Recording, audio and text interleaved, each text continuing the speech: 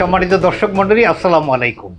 আমরা অনেকেই অবগত আছি যে গত ২৬ অক্টোবর এবং ২৭ অক্টোবর যথাক্রমে রবিবার এবং সোমবার সারা বাংলাদেশের ৩০০ নির্বাচনী এলাকার বাংলাদেশ জাতীয় দল বিএনপির যারা মনোনয়ন চান তাদেরকে ভারপ্রাপ্ত চেয়ারম্যানের পক্ষ থেকে ঢাকায় সাংগঠনিক সভায় যোগদানের আহ্বান করে ঢাকায় ডেকে নিয়ে যাওয়া হয়েছিল এবং মোট ১০টি সাংগঠনিক বিভাগ, যেটি রবিবারে চট্টগ্রাম, রংপুর, কুমিল্লা, ময়মনসিংহ এবং ফরিদপুর বিভাগ এবং সোমবার খুলনা, সিলেট, রাজশাহী, বরিশাল এবং ঢাকা বিভাগের মনোনয়ন প্রত্যাশীর সঙ্গে এই বৈঠকটি অনুষ্ঠিত হয়, যেখানে অনেকটা একতরফা কমিউনিকেশনের মতো বা ওয়ান ওয়ে কমিউনিকেশনের মতো তারেক রহমান সাহেব প্রতিটি বৈঠকে তিনি আধা ঘন্টা থেকে ৪৫ মিনিট এরকম সময় নিয়ে তিনি মনোনয়ন প্রত্যাশীদেরকে নানা বিষয়ে দিক নির্দেশনা প্রদান করেন, এক ধরনের ব্রিফ করেন। আগামী দিনের কর্মকাণ্ড কিভাবে এই মনোনয়ন প্রত্যাশীরা এবং দল পরিচালনা করবে সে বিষয়ে তিনি বিস্তারিত বিবরণ সহ যুক্তিসঙ্গত এবং কোথাও প্রয়োজনে কঠোর, কোথাও প্রয়োজনে আবেগী কথা বলে তিনি এই সমস্ত নেতাকর্মীদেরকে মোটিভেটেড করার চেষ্টা করেছেন। এই সভায় যারা অংশগ্রহণ করেছিলেন তাদের অনেকের সঙ্গে আলোচনা করেই নানা বিষয়ে যেটি জানা গেছে তা নিয়েই আজকে আমার এই এপিসোড। এখানে তারেক রহমান সাহেব দলকে ঐক্যবদ্ধ করার বিষয়ে সবচেয়ে বেশি গুরুত্ব দিয়েছেন। বিশেষ করে ঢাকা বিভাগের সাথে সবাই তিনি দীর্ঘ সময় বক্তৃতা করেন, প্রায় ৪৫ মিনিট। সেখানে তিনি অত্যন্ত আবেগী একটি বিষয় উপস্থাপন করেন, যেটি আমি আলোচনার কোনো এক পর্যায়ে আপনাদের সামনে উপস্থাপন করব। মূলত যে বিষয়গুলোতে উনি দিক নির্দেশনা দেওয়ার চেষ্টা করেছেন এই বৈঠকে অংশগ্রহণকারী অনেকের সাথে আলোচনা করে যেগুলো জানা গেছে, সেটা হলো প্রথম তিনি যেটা বলার চেষ্টা করেছেন সেটি হলো মনোনয়ন সঙ্গত কারণেই একজন প্রার্থীকে দেওয়া হবে, যাকে মনোনয়ন দেওয়া হবে তার পক্ষে সকলকে ঐক্যবদ্ধভাবে কাজ করতে হবে। এক্ষেত্রে মনোনয়ন যিনি পাবেন তার দায়িত্ব বেশি। তিনি অন্য যারা সহকর্মী তার প্রতিদ্বন্দ্বী ছিলেন তাদেরকে সুমিষ্ট ব্যবহারের মধ্য দিয়ে অ্যাকোমোডেট করে এই ঐক্যবদ্ধ রাখার ক্ষেত্রে সবচেয়ে বড় অনুঘটকের ভূমিকা পালন করবেন। একই সঙ্গে যারা প্রতিদ্বন্দ্বী ছিলেন, মনোনয়ন বঞ্চিত হবেন, তাদেরকেও দলের স্বার্থে, দেশের স্বার্থে ওই একক প্রার্থীর অনুকূলে নির্বাচনী কর্মকাণ্ড পরিচালনা করার জন্য তিনি যথেষ্ট কঠোর নির্দেশনা প্রদান করেন। এক্ষেত্রে ব্যক্তি প্রচারকে তিনি অ্যাভয়েড করার জন্য সুনির্দিষ্ট দিক নির্দেশনা দিয়ে ৩১ দফা যে সংস্কার প্রস্তাব রাষ্ট্র গঠন এবং রাষ্ট্র মেরামতের, সেগুলোকে নিয়েই জনগণের সামনে সম্মিলিতভাবে উপস্থিত হওয়ার জন্য তিনি সংশ্লিষ্ট মনোনয়ন প্রত্যাশীদেরকে তিনি সুনির্দিষ্ট দিক নির্দেশনা দিয়েছেন। এক্ষেত্রে তিনি দেশ এবং বিএনপির বিরুদ্ধে যে দেশীয় এবং আন্তর্জাতিক পর্যায়ে গুরুতর ষড়যন্ত্র চলছে সে বিষয়টি তিনি উল্লেখ করেন। আমাদের অনেকেরই স্মরণ থাকার কথা, ২০০৮ সালের নির্বাচনের পূর্বে বেগম খালেদা জিয়া, সাবেক প্রধানমন্ত্রী, পার্টির চেয়ারপারসন, তিনি একটি স্লোগানকে সামনে এনেছিলেন, দেশ বাঁচাও মানুষ বাঁচাও। তখন হয়তো অনেকেই এই স্লোগানের মাহাত্ম্য অনুধাবন করতে সক্ষম হননি, কিন্তু পরবর্তীতে আওয়ামী লীগ ক্ষমতায় আসার পরে ভারতীয় আধিপত্যবাদ এবং সম্প্রসারণবাদী প্রক্রিয়া বাংলাদেশে যেভাবে কায়েম করা হয়েছিল, আওয়ামী লীগের নেতৃত্বে যেমন করে দুঃশাসন কায়েম করা হয়েছিল, তখন মানুষ এবং বাংলাদেশের নাগরিক, বুদ্ধিজীবী, সকল শ্রেণী পেশার মানুষ তারা বুঝতে সক্ষম হয়েছিলেন যে কেন বেগম খালেদা জিয়া দেশ বাঁচাও মানুষ বাঁচাও এই স্লোগান সামনে এনেছিলেন। কারণ আওয়ামী লীগের এই ১৬-১৭ বছরের দুঃশাসনে দেশ যেমন বাঁচেনি, মানুষও তেমনি সেই অর্থে বেঁচে ছিল না।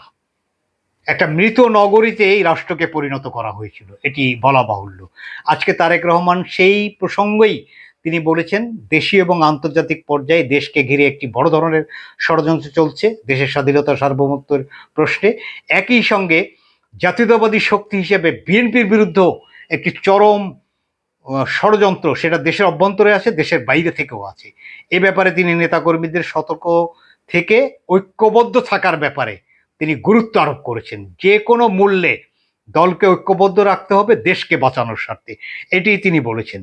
তিনি শীঘ্রই একক প্রার্থীর নাম ঘোষণা করবেন। এক্ষেত্রে আমরা জানি যে তফসিল ঘোষণার পরে মনোনয়ন ফর্ম ছাড়া হবে, মনোনয়ন ফর্মে আগ্রহী প্রার্থীরা তারা দরখাস্ত করবেন, স্ট্যান্ডিং কমিটির মেম্বারদের নিয়ে মনোনয়ন বোর্ড গঠিত হবে, সেগুলো নির্দিষ্ট একটা প্রক্রিয়ায় একক প্রার্থীর নাম ঘোষণা করা হবে। একই সঙ্গে বলা বাহুল্য যে 40 থেকে 50টি আসন যুগপৎ আন্দোলনে যারা ছিলেন, যাদের সঙ্গে অ্যালায়েন্স বা আসন সমঝোতা হবে, তাদেরকে এই প্রশ্নে বিএনপি ছাড় দেবে, এটি মোটামুটি একটা সিদ্ধান্ত আছে। সেক্ষেত্রে হয়তো 250 থেকে 260টি আসনে বিএনপি তাদের প্রার্থী মনোনয়ন দিতে পারবে। সে বিষয়গুলো এই আলোচনার মধ্যে অনেক ক্ষেত্রে এসেছে। এই ক্ষেত্রে যিনি একক মনোনয়নের এই যিনি যার ভাগ্যে এটি জুটবে, তাকে খুব সতর্ক করে বলা হয়েছে যে তিনি যেন এই মনোনয়ন পাওয়ার পরে তিনি জয়ী হয়ে গেছেন, তিনি আনন্দ শোভাযাত্রা যেন তিনি না করেন, ফুল দিয়ে শুভেচ্ছা বিনিময় করে অন্যকে যেন কষ্ট না দেন, মিষ্টি বিতরণ যেন তিনি না করেন, এ বিষয়ে কঠোরভাবে নিষেধাজ্ঞা আরোপ করা হয়েছে, যাতে করে প্রতিদ্বন্দ্বী অন্য ভাই বা অন্য বোন তিনি যেন এই যিনি মনোনয়ন পেয়েছেন তার আচরণে কষ্ট না পান। তিনি নিয়ন্ত্রিত আচরণ করার জন্য এক্ষেত্রে যিনি মনোনয়ন পাবেন তাকে কঠোরভাবে নির্দেশনা অগ্রিম দিয়ে রাখছেন। ব্যক্তিগত প্রচারণা সম্পূর্ণ নিষেধ করা হয়েছে। দল এবং প্রতীকের প্রচারণায় সকলকে মনোনিবেশ করতে বলা হয়েছে। এই প্রসঙ্গে উল্লেখযোগ্য যে তারেক রহমানের এই নির্দেশ আগেও ছিল, কিন্তু কোথাও কোথাও কথিত প্রভাবশালী কোনো ব্যক্তি তারা এই শৃঙ্খলাটি দীর্ঘদিন থেকে ভঙ্গ করে আসছেন। তারা দলীয় এবং জাতীয় প্রোগ্রামে ব্যানার, ফেস্টুন, পোস্টারে তাদের নিজেদের ছবি দিয়ে নিজেদেরকে জাহির করার একটা প্রবণতা, এটি পরিত্যাজ্য প্রবণতা অনেকবারই এটি করেছেন। এটিকে শৃঙ্খলায় অনেকের ক্ষেত্রেই আনা সম্ভব হয়নি। এই ব্যাপারে নিশ্চয়ই বিএনপি ভবিষ্যতে কঠোর হবে, এমন প্রত্যাশাই করা যেতে পারে। যদি কেউ বিদ্রোহ করেন, বিশৃঙ্খলা করেন, দলের সিদ্ধান্তের বাইরে কাজ করেন, দলকে ক্ষতিগ্রস্ত করার মতো কোনো আচরণ করে, তার বিরুদ্ধে তাৎক্ষণিক সাংগঠনিক ব্যবস্থা গ্রহণ করা হবে। এ বিষয়েও কঠোরভাবে হুঁশিয়ার উচ্চারণ করা হয় এ সমস্ত সভাতে। এছাড়া যারা মনোনয়ন বঞ্চিত হবেন, একজনই তো মনোনয়ন পাইবেন, আর 2 জন, 3 জন, 4 জন, 5 জন, কোথাও 10 জন বিএনপির মনোনয়ন প্রত্যাশী একই পরিবারের সদস্য, তারা যারা মনোনয়ন বঞ্চিত হবেন, তাদের মধ্যে যাদের যেমন যোগ্যতা আছে সেই যোগ্যতা অনুযায়ী বিএনপি যদি জনগণের রায় নিয়ে রাষ্ট্র পরিচালনার দায়িত্ব পায়, সেক্ষেত্রে এই সমস্ত যোগ্যতা সম্পন্ন ব্যক্তিকে তার যোগ্যতা অনুযায়ী যথাযথ মূল্যায়ন করা হবে। এই প্রতিশ্রুতির কথাও এই সভায় ভারপ্রাপ্ত চেয়ারম্যান জনাব তারেক রহমান তিনি উল্লেখ করেন। এটিও নিশ্চয়ই নেতাকর্মীদের জন্য একটি আশাব্যঞ্জক তথ্য। তবে সবচেয়ে বড় যে বিষয়টি এই সভায় সকলকে আলোড়িত করেছে, একাধিক সভায় অংশগ্রহণকারী যারা নেতা তাদের সঙ্গে আলোচনা করে যেটি জানা গেছে যে সবার কোনো একটি পর্যায়ে মায়ের প্রসঙ্গে কথা বলতে যেয়ে তারেক রহমান নিজে যেমন আবেগ আপ্লুত হয়ে পড়েছিলেন, তেমনি তার আবেগ এটি সংক্রামিত হয় সবাই উপস্থিত অন্যান্য নেতাদের মধ্যেও, এবং অনেকেই অশ্রু সম্বরণ করতে পারেননি। এমনকি তারেক রহমান অত্যন্ত কঠোর ব্যক্তিত্বের মানুষ হওয়া সত্ত্বেও তার চোখেও অশ্রু জল এর কণা দেখা গেছে, এমনটি প্রত্যক্ষদর্শীরা বলছেন। তিনি মূলত মায়ের ত্যাগ তুলে ধরে সেই ত্যাগকে উদাহরণ হিসাবে নিয়ে সকলকে ঐক্যবদ্ধ থাকার আহ্বান করেছেন তার এই বক্তৃতায়। তিনি যেভাবে বলছেন আমরা একটু পড়ি। তার মা সাবেক প্রধানমন্ত্রী ও বিএনপি চেয়ারপারসন খালেদা জিয়া প্রসঙ্গে তারেক রহমান বলেন, আমার মাও মৃত্যুর মুখোমুখি ছিল, ইচ্ছা করলে মাকে আমি নিয়ে আসতে পারতাম, কিন্তু মাও তো আসেনি আপনাদেরকে ছেড়ে। 6 বার সে মৃত্যুর মুখোমুখি হয়েছে, মৃত্যুর মুখোমুখি সত্ত্বেও মা আপনাদের ছেড়ে আসেননি। সেই মাকে সামনে রেখে আপনারা এক থাকবেন, যিনি আপনাদের জন্য এত ত্যাগ স্বীকার করেছেন, যে মাকে আমি নিয়ে আসতে পারতাম, কিন্তু সেই মাই আপনাদের ছেড়ে আসেননি। যে মা তার 40 বছরের বাড়ি হারিয়েছে, শেখ হাসিনা মাকে বাড়ি থেকে তাড়িয়ে দিয়েছে। যে মা তার সন্তানকে হারিয়েছে, মা বুঝে সন্তান হারানোর ব্যথা, সেই মায়ের সবকিছুর মূলেই ছিল এদেশের জনগণ, সবকিছুর মূলেই ছিল একটি গণতান্ত্রিক রাষ্ট্র। ইচ্ছে করলেই তো মা এ ব্যাপারে আপোষ করতে পারতেন, কিন্তু মা কোনো আপোষে যাননি। তার লক্ষ্যই ছিল ঐক্যবদ্ধের মধ্য দিয়ে একটি জাতি গঠন করা। সেখানে কত না ত্যাগ স্বীকার করেছেন মা। এর পাশাপাশি তারেক রহমান ওই কথার আরেকটু এক্সটেনশন করেছেন, একটি গল্পের অবতারণা তিনি করেছেন, যে গল্পটি আমরা অনেকেই জানি, যে একটি সন্তানকে নিয়ে আদালতে 2 মায়ের সমভাবে দাবি যে সে আমার সন্তান। এক্ষেত্রে কিংকর্তব্য বিমূঢ় বিচারক দুজনার অনড় দাবির প্রেক্ষিতে তিনি একসময় সিদ্ধান্ত জানালেন যে তাহলে আমি সন্তানটিকে কেটে দুভাগ করে আপনাদের দুজনকে দিয়ে দেই, এছাড়া তো আমার কাছে আর কোনো সমাধান নাই। এই ধরনের প্রশ্ন যখন সামনে আসে তখন প্রকৃত যে মা তিনি চিৎকার করে উঠলেন। তিনি তার হৃদয়ে হাহাকার তৈরি হলো। তিনি বললেন যে আমার সন্তানকে দুটুকরো করো না, আমার সন্তানকে প্রয়োজনে অন্য যে দাবিদার তাকে দিয়ে দাও, তাও আমি আমার জীবিত সন্তানের মুখ দেখে অন্তত সান্ত্বনা পাবো, সুখী হতে পারবো। এটি প্রকৃত মায়ের চেহারাই সেদিন ওইভাবে ফুটে উঠল। যেই গল্পটির অবতারণা করে তিনি বলছেন মা বোঝে সন্তান কি জিনিস। আর মা যদি সন্তানের প্রতি এত দরদি হয় তাহলে সেই মায়ের প্রতি সন্তানের কর্তব্য কি, তিনি এই গল্প দিয়ে দলের নেতাকর্মীদেরকে তা নির্ধারণ করার জন্য আহ্বান করেছেন যে মা সন্তানের ক্ষতি হতে দেননি, সেই মায়ের কোনো কথা অমান্য করে দলের ক্ষতি করার জন্য কেউ যেন কোনো কাজ না করে। তিনি আসলে এই মেসেজটি দিতে চেষ্টা করেছেন। ওই সভায় উপস্থিত একাধিক নেতা তিনি বলেছেন তারেক রহমানের এই কথার মধ্যে কোনো রাজনীতি ছিল না, ছিল এক মা ও তার ছেলের আত্মত্যাগের গল্প। সেই গল্পের ভেতরেই আছে দলকে ঐক্যবদ্ধ করার বার্তা। এভাবেই এটি মূল্যায়িত হয়েছে। এটি দারুণ আবেগের সৃষ্টি করেছে। তারেক রহমান নিজে আবেগ আপ্লুত হয়েছেন। নেতাকর্মীরা এই আবেগ ধারণ করে যদি সত্যি আচরণ করতে পারেন, নিঃসন্দেহে বিএনপি ঐক্যবদ্ধভাবে আগামী নির্বাচনটি মোকাবেলা করে ভালো ফলাফল লাভ করতে পারবে, এমনটি প্রত্যাশা করা সঙ্গত। তবে দুই একটি কথা একটু উল্লেখ করা দরকার। যেমন মনোনয়ন প্রত্যাশীদেরকে গুলশানে, ওটি একটি ডিপ্লোম্যাটিক জোন, ওখানে শোডাউন করার ব্যাপারে একটা নিষেধাজ্ঞা পূর্বাহ্নেই ছিল, কিন্তু সেই নিষেধাজ্ঞাটি আসলে কার্যকর করা যায়নি। এটি যে খুব বড় অপরাধ তাও বলছি না, কারণ আসলে দীর্ঘদিন পরে নির্বাচন, তিনটি নির্বাচন দেশে ভুয়া নির্বাচন, প্রতারণার নির্বাচন হয়েছে, যেখানে বিএনপির নেতাকর্মীরা অংশগ্রহণ করার সুযোগ পায়নি। দীর্ঘদিন 16-17 বছর পরে একটি নির্বাচন, যেখানে উৎসবের আমেজ থাকবেই, মানুষের প্রাণচাঞ্চল্য থাকবেই, মানুষের অতি আগ্রহ এটি থাকবেই, সেই আগ্রহকে আসলে দমন করা যায়নি। ফলে গুলশানের ওই ডিপ্লোম্যাটিক জোন, ওই নিষেধাজ্ঞা আসলে কার্যকর থাকেনি, সেখানে মানুষের লোকারণ্য হয়ে গেছে। এই চিত্রটি অস্বাভাবিক নয়। তবে আবার আমাদেরকেও ভাবা দরকার যে পার্টির চেয়ারপারসনের নির্দেশনা, তিনি নিশ্চয়ই দলকে একটা উচ্চ মাত্রায় নিয়ে যেতে চান। ডিপ্লোম্যাটিক জোনে এই নির্দেশনা বাস্তবায়ন করা গেলে নিশ্চয়ই বিএনপির ভাবমূর্তি উজ্জ্বল হতো। সেই কারণেই তিনি বলেছিলেন আমরা এইসব বিষয়ে যারা বিএনপির নেতাকর্মী আছেন তাদেরকে অনুরোধ করব তারা যেন ভবিষ্যতে এইসব বিষয়ে আরেকটু পরিমিতি বোধ সম্পন্ন আচরণ করেন, যাতে পার্টির চেয়ারপারসনের ভাবমূর্তিটা আরো উজ্জ্বল থাকে, পার্টির ভাবমূর্তি আরো উজ্জ্বল থাকে।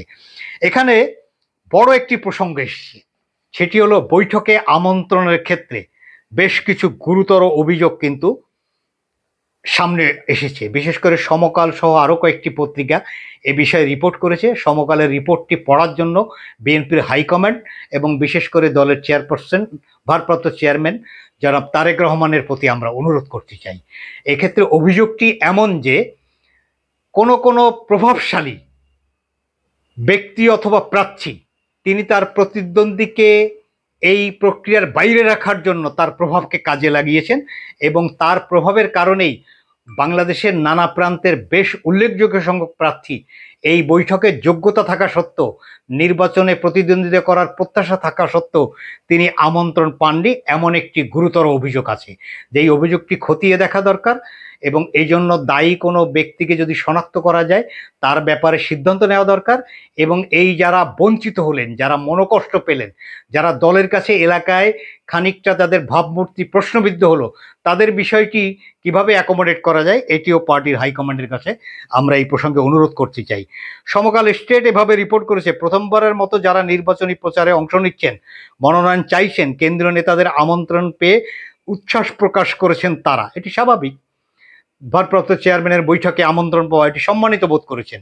নিজ দলের মধ্যে তীব্র প্রতিদ্বন্দ্বিতার মাঝে এটাকে অনেকেই একটা আনন্দের সংবাদ হিসেবে বিবেচনা করছেন। আবার প্রচারে থাকা অনেকেই এই বৈঠকে আমন্ত্রণ পাননি, যারা অত্যন্ত বেদনাহত হয়েছেন, তাদের মধ্যে হতাশা দেখা গেছে। এই বিষয়টি আমলে নেওয়া দরকার এবং এ বিষয়ে প্রয়োজনীয় পদক্ষেপ পার্টির হাইকমান্ডের কাছে আমরা প্রত্যাশা করি। এছাড়া আরেকটি ছোট্ট ঘটনা ঘটেছে, ওই গুলশানে ওই জনারণ্যের মধ্যে কোনো মিডিয়ায় সাক্ষাৎ সাক্ষাৎ দিতে যে একজনকে বলতে শোনা গেছে যে তিনি তার বক্তব্য শেষে জয় বাংলা স্লোগান দিয়েছেন। এটিকে আমলে নেওয়া দরকার। দেশের নানা প্রান্তে আওয়ামী লীগ পুনর্বাসনের একটা কাজ চলছে এমন অভিযোগ বিএনপির কোনো কোনো নেতাকর্মীর বিরুদ্ধে আছে। তার একটা রিফ্লেকশন কিন্তু গুলশানে দেখা গেছে। এটি চরমভাবে ক্ষতিকর এবং দলের ভাবমূর্তি প্রশ্নবিদ্ধ হওয়ার উপক্রম। এই ব্যক্তিকে সহজেই শনাক্ত করা সম্ভব, যেহেতু মিডিয়ায় তার ছবি পাওয়া গেছে। তিনি কার সমর্থক সেটিও শনাক্ত করা সম্ভব।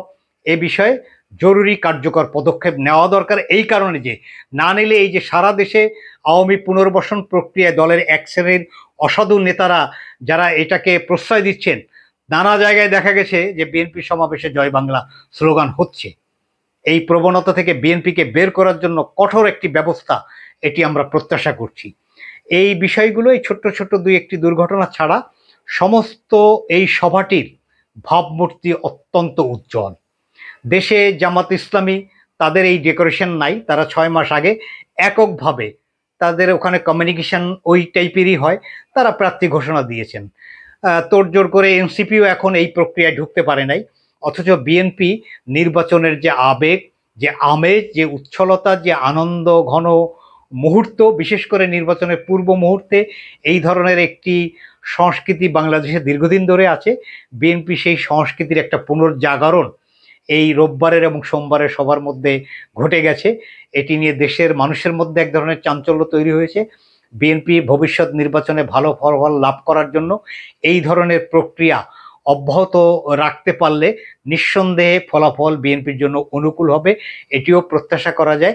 তারেক রহমানের এই উদ্যোগকে অবশ্যই সাধুবাদ জানাতে হয় এবং এই উদ্যোগের পাশাপাশি এই উদ্যোগের মধ্যে সামান্য ত্রুটি বিচ্যুতি যেটি আছে সেটি আইডেন্টিফাই করে জরুরি পদক্ষেপ নিয়ে সেগুলোও নিষ্ক্রমিত করাটা খুব জরুরি। দলের ঐক্যের কথা বলতে গেলে দলের মধ্যে দলের কোনো প্রভাবশালী ব্যক্তি দ্বারা দলের কোনো নেতাকর্মী যেন আক্রান্ত না হয় সে বিষয়েও একটা বিধি ব্যবস্থা খুব জরুরি ভিত্তিতে নেওয়া আবশ্যক। এই বলেই আজকের কথা শেষ করছি। অশেষ ধন্যবাদ।